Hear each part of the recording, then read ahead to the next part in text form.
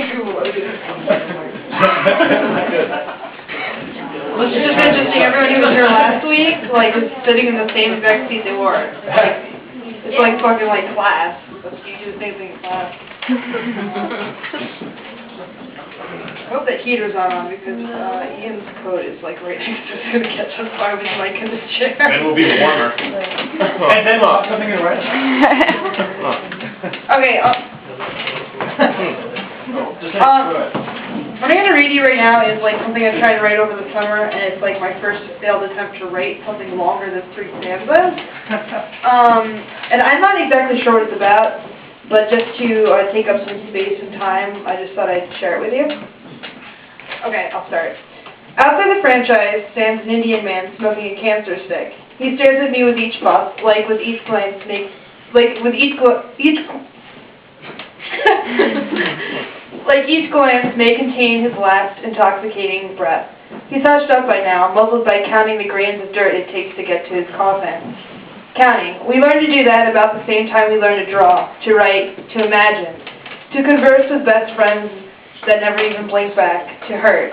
A scrape from falling off the tricycle, pink and brilliant, just like the joy that emits from your raw anguish.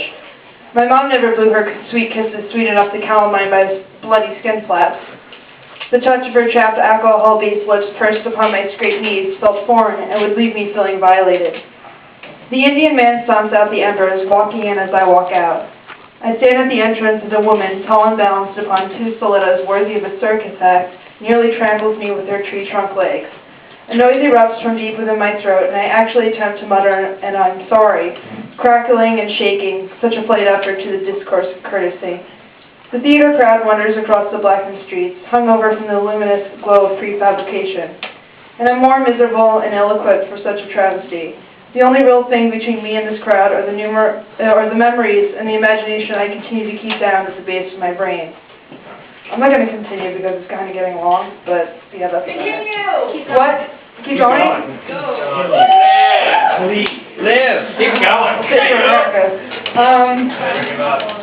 Okay, I'm wearing a thin tank top, no bra, and I know what white-haired men with wives attached fiercely are staring, bewildered at my nearly bare chest, guessing how much they can grasp in one handful. The shame is being young, but more importantly being apathetic, a situation cast upon even the most blissfully damned. The heat of their bastard eyes, melting the hair on my grimed legs, cuts and bruises from the glass, I don't want to read that part. This is really good! An overweight bull grazes my arms as I casually walk down the main street in town, under the light pollution of 1,000 incandescent shadows.